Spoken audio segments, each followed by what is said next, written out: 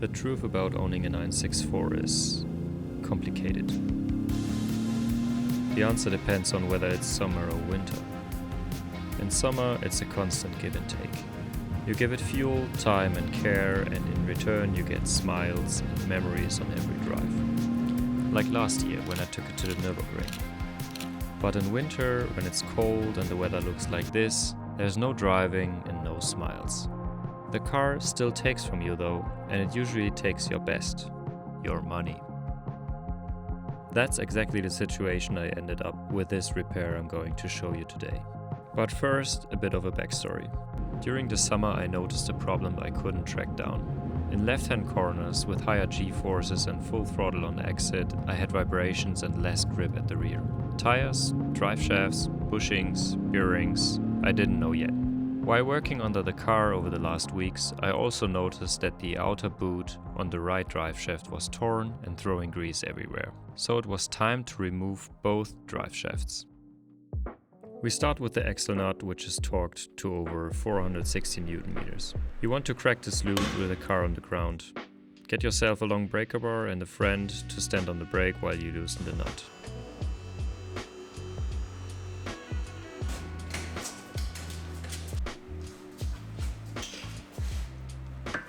The inside bolt can be reached with multiple extensions and by rotating the shaft. You want to hammer the inner hex bit onto the screw to securely loosen it.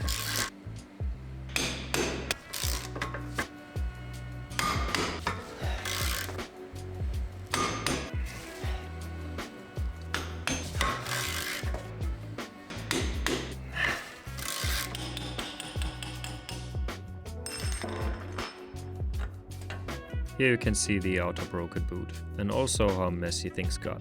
Knowing there was already an issue here, I decided to replace both drive shafts. It may be overkill, but I don't want to worry about them again in the future. While we were here, it's also a good idea to replace the rear wheel bearings. They've probably been in the car for a very long time and they're relatively cheap. For that, we need to remove the brake caliper and the brake disc. The challenge here is that the caliper is connected to a hard brake line mounted in a bracket on the rear trailing arm. So we loosen that bracket and unplug the wheel speed sensor and the brake wear sensor. To remove the caliper itself, you need a long inner hex socket that goes through the trailing arm to reach the caliper bolts.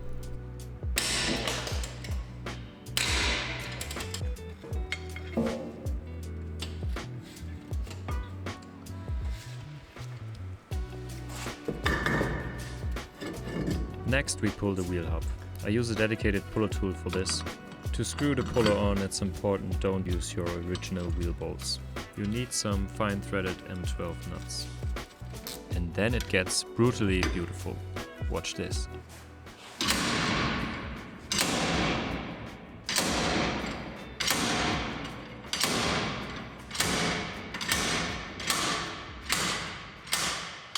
Let me tell you, that was way too easy. The hubs release almost without a fight. Not sure what to think yet, so let's continue with the bearings. We remove the bearing retaining blade and pull the bearing from the back.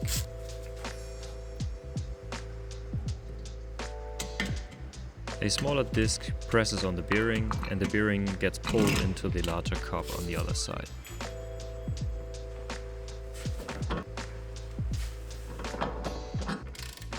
The first few turns are hard, but eventually the bearing gives up and it's out.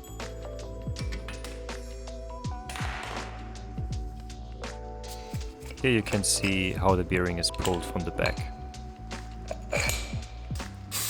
With the old bearing out, we clean the surface and put a little bit of grease on it. For pressing the new bearing in, we need a bigger disc which sits onto the trailing arm. Then we use the same tool we used for pulling the bearing to press them in. On the other side we use a spacer that matches the outer race of the bearing, so we press on the outer ring only. Tighten it carefully and make sure the bearing goes in straight. It slides in nicely and very satisfyingly.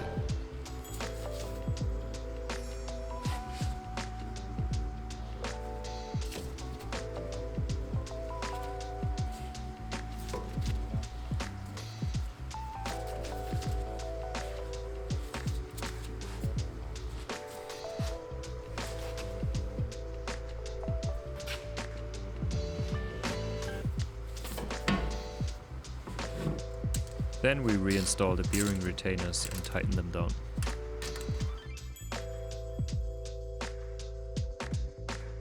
The other side is exactly the same, so let's watch it in higher speed.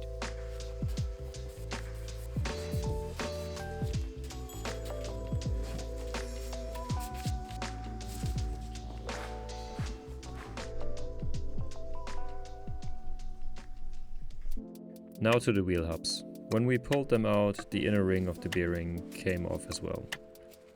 There are special tools to remove that inner ring, but mine doesn't fit here, so I carefully cut a groove to weaken it and then pry it off with a screwdriver. Take a look at the bearing seat on the hub. On both hubs, the outer area is corroded. Measured, the corrosion has worn away the fit. The diameter is noticeably undersized. These hubs are basically done in my opinion, and I don't feel good reusing them. And this is where it gets unexpectedly expensive. I found a used pair for around 300 euros. The bearing seats were correct, but the casting shape was different. I didn't feel confident installing them either. So my only option was to buy new hubs from Porsche. And that's the reality of owning this car, because these two hubs were expensive. So let's install them. Same tool again. On the inside we use a disc that presses on the inner ring of the bearing, and on the outside a ring that presses on the center of the hub where the wheel sits. I'm not going to lie, I was a bit nervous here, so just watch me.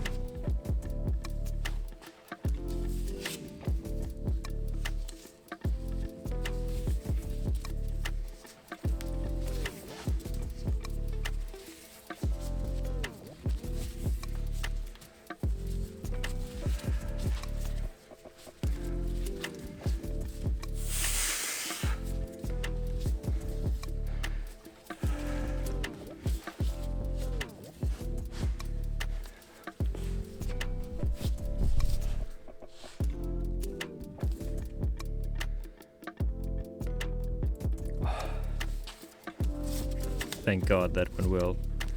The other side is done the same way, very satisfying in time lapse.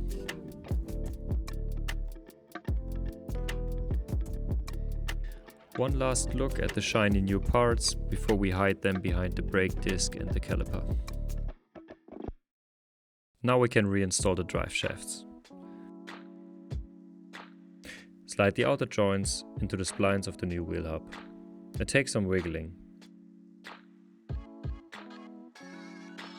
The inner joint won't sit fully yet because we first need to pull the drive shaft completely onto the hub using the axle nut.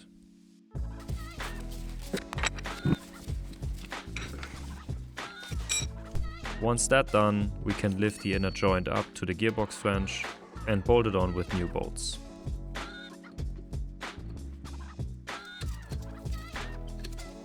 When you torque the 6 inner bolts, I strongly recommend driving the hex bit fully onto the bolt head before turning. Ask me how I know. The other side is exactly the same. Wiggle the shaft in, pull it into the hub, bolt the inside to the gearbox,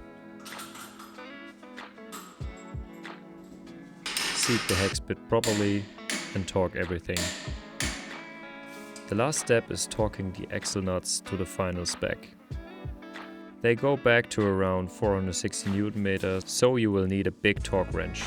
I refit the wheels for this step because brake force alone isn't enough to hold everything. And that's it. A repair that didn't quite go as planned and got more expensive than expected. Hopefully I got some smiles back for the money I had to spend. Oh wait, I owe you the problem with the throttle cable. Well, that was easy, look.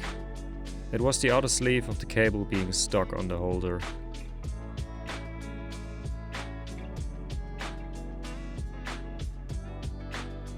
Thank God I found it before I took apart the pedals and the intake again. Haha, see you in the next one.